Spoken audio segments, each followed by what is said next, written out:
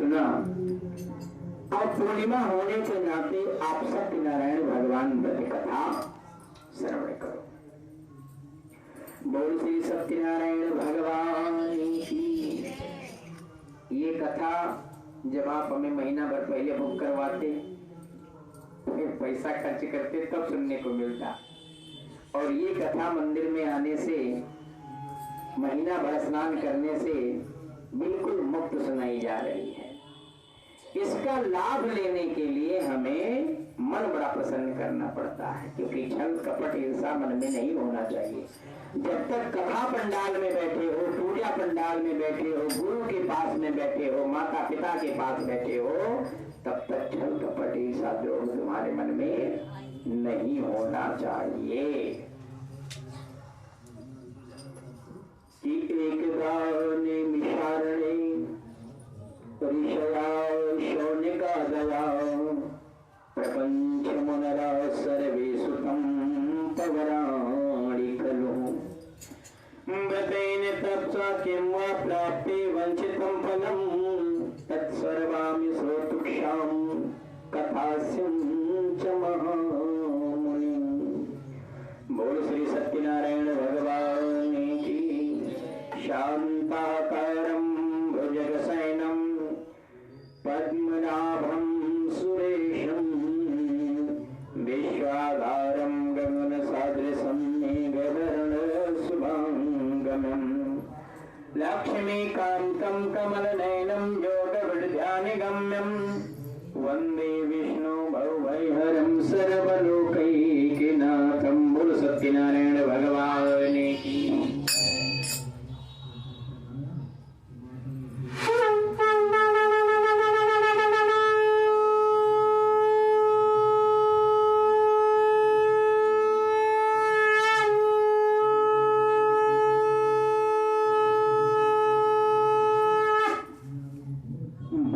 सत्यनारायण भगवान की जय। श्री सुखदेव भगवान कहते हैं ऋषियों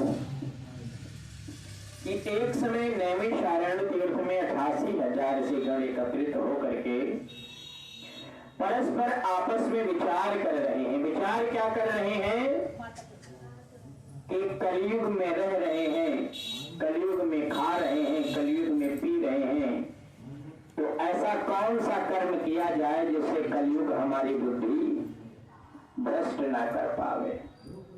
बहुत ध्यान देना, कलयुग में और युगों के अपेक्षा कलयुग में रहना थोड़ा कठिन है, क्योंकि और युग जो होते थे द्वापर त्रेता सतयुग, ये पूजा पाठ धर्म कर्म के तरफ बहुत ज्यादा प्रभावशाली थे।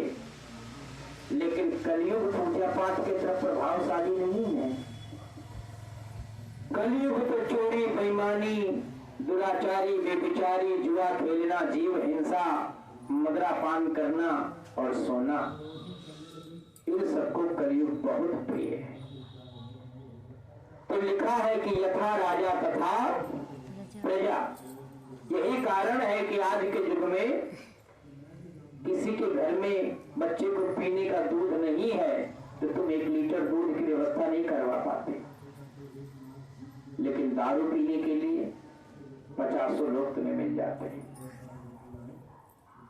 क्योंकि इसलिए मिल जाते हैं कि कलयुग ने उनको अपने अंडर में कर लिया है, और अब कलयुग जैसा उन्हें चला रहा है वैसा वो चल रहे हैं। कभी कभी कई शराबी तो ऐसे भी कहते थे कि अरे तो पूजा पाठ होगा, यानी वो नहीं कह रहे हैं, ये उनके सर पे सवार कलयुग कह रहा होता है। ऋषियों ने देखा कि कलयुग की इतनी प्रचंड माया होगी, इससे कैसे बचा जाएगा, परिवार में शांति, भाई बंधुओं में एकाताई कैसे रहेगा। जब कोई रास्ता नहीं मिला कलयुग से बचने का मार्ग, तो अपने गुरु भगवान का ध्यान किया। शास्त्र कहता है कि जब भी अटको तब अपने बड़ों से सलाह जरूर लो, खुद ही दादा ना बन जाओ, नहीं तो फिर दिक्कतें होने लगती हैं। कि गुरुर् ब्रह्मा गुरुर् विष्णु गुरुर्देवो महेश्वरा गुरुर् साक्षात् परब्रह्म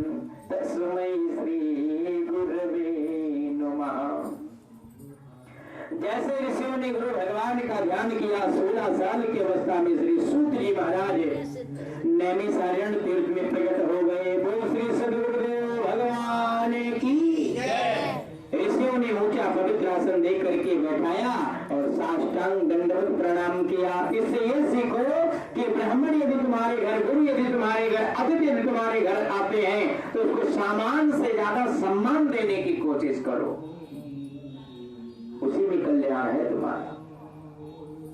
तुम हजारों वस्त्र, हजारों चीजें उसको लगा दी, लेकिन मान सम्मान नहीं है तो वो सब तुम्हारा बेकार है। कब मेरा जैसा ब्राह्मण होता तो बेकार ही समझेगा वो तुम्हारा। लोभी की बात तो मैं नहीं करता, लेकिन मुझे सम्मान और शब्द बहुत प्रिय है, ये बहुत ध्यान देने वाली बात है।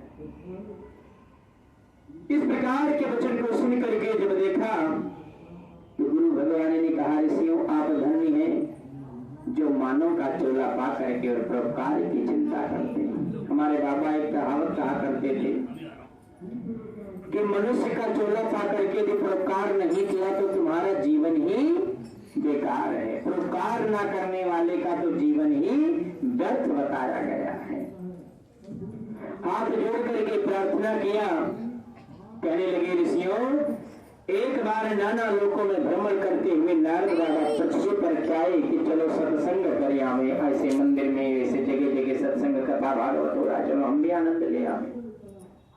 तो जब नारद बाबा आनंद लेने के लिए, भजन कीर्तन करने के लिए पृथ्वी पर आए तो क्या देख रहे हैं? देख क्या रहे हैं कि कोई तन दुखी, कोई मन दुखी, कोई धन बिन रहते उदास, और थोड़े थोड़े सब दुखी सुखी राम के।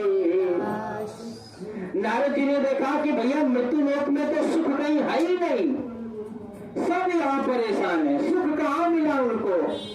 कुछ 150 हजार 2000 घर और मंदिर परिवार को टटोला, तब उसमें 2-4 घर ऐसा मिला। और वो घर में क्या दिखा कि जहाँ एकताई है, जहाँ समझदारी है, जहाँ प्यार है, जहाँ स्नेह है, केवल नारद जी को खुशी वहीं पे मिली, बाकी सब अशांत लगे। नारद जी ने कहा, भैया ब्रह्मा जी ने बनाया किस लिए था और ये भोग क्या रहे हैं? ये क्या हो रहा है पृथ्वी पे? ये तो बिना भगवान के नहीं हो सकता। नारद जी से ये दुख नहीं देखा गया। और एक बार कर तल कर वीणा, गावत हरि गुण परम प्रवीणा, क्षीर सिंध गौने मुनिनाथा, जहाँ बसे श्रीवासु निवासा। अपनी वीणा को बजाते हुए बाबा इसका समाधान ढूंढने के लिए निकल पड़े। और निकलते भी कहाँ हैं? सीधा बैकुंठ लोक अर्थात विष्णु भगवान के पास पहुंच जाते हैं। बोल विष्णु भगवान की। विष्णु भगवान से जाकर के कहते हैं कि प्रभु आप कहते हो कि मेरे बिना पत्ता नहीं हिलता, तो जो मैं लोगों की परेशानी प्रॉब्लम देख करके आया हूँ, इसका वजह क्या है? भगवान ने कहा, बाबा एक कलयुग है, इस कलयुग में केवल कर्ता को फल प्राप्त होता है। यहाँ जो जैसा करता है उसको उसी प्रकार से फल मिलता है। कि कर्म प्रधान विश्व करी राखा, कर्म प्रधान विश्व करी राखा, जो जस करहि सो तस फल चाखा, जो जस करहि सो तस फल चाखा। बहुत ध्यान देना, यहाँ तुम क्या कर रहे हो, कितना सही कर रहे हो, कितना गलत कर रहे हो, तुमसे ज्यादा तुम्हें कोई नहीं जानता। दुनिया यहाँ इस बात के लिए परेशान है कि लोग हमें देख रहे हैं, लोग हमें कह रहे, कोई किसी से कोई मतलब नहीं है। ये तुम्हारी अपनी मूर्खता है अगर तुम ऐसा सोच रहे हो तो। तुम्हें सोचना क्या चाहिए हर क्षण कि भगवान हमें देख रहे हैं, ठाकुर जी हमें देख रहे हैं, अरे हम ये काम कर रहे, अरे भगवान देख रहे, कैसे करें? अगर ये भाव तुम्हारे मन में आ गया तो तुमसे बड़ा संत पृथ्वी पर कोई हो ही नहीं सकता। बोलो गोविंद भगवान की। लेकिन हम भगवान को कहाँ पूछते हैं? अरे फलाने देख रहे होंगे, क्या कह देंगे, ढिमकाने देख, अब वो देखेगा ऐसा क्या कहेगा, है ना? हम ये कहते हैं। और इसी वजह से दुनिया दिखावटी में जीवन जी रही है। यही उसके विनाश का और दुख का कारण है। बनावटी कोई भी चीज होगा दुखदाई जरूर होगा। इस बात को जाकर तुम अपना जीवन भी बनावटी जी रहे हो तो वो भी दुखद है। इसलिए कुछ अगर कहते हैं ना कि इस चीज में तो मिलावटी है, तो ये मिलावटी चीज है तो इसका मतलब नुकसान करेगा, है ना? तो क्या तुम्हारा पूजा पाठ और अगर तुम्हारे जीवन में मिलावटी है तो वो नुकसान नहीं करेगा तुम्हें? तो वो भी तो नुकसान करेगा। और जब तुम भगवान के सामने हाथ जोड़ करके जल चढ़ा रहे होते हो तो तुम्हें एहसास होता है कि भगवान मेरी सुन रहा है, भगवान मुझे देख रहा है। और जब तुम मंदिर के बाहर निकल करके कोई गलत काम करते हो तुम्हें एहसास नहीं होता कि तो भगवान वहां पर वही अभी देख रहा है। ये भी तुम्हें अगर एहसास हो जाए ना, सारी बुराइयां ही खत्म हो जाएंगी। नारद बाबा जैसे अनेक प्रकार विधान बताने के बाद विष्णु भगवान ने पक्के केले का फल, घी, दूध, दही, आटा सारा नियम बताया, पृथ्वी पर भेजा। दूसरे अध्याय में बताऊंगा कि पृथ्वी पे आकर के नारद बाबा कथा किससे सुनते हैं, कौन करता है, दूसरे अध्याय के माध्यम से श्रवण कीजिएगा। श्रेष्ठ पुराणे खंडे प्रथम अध्याय समाप्त। बोल श्री सत्यनारायण भगवान की, बोल वृंदावन बिहारी लाल की। श्री कृष्ण गोविंद हरे मुरारी नाथ सुदेवा। श्री कृष्ण गोविंद हरे मुरारी नाथ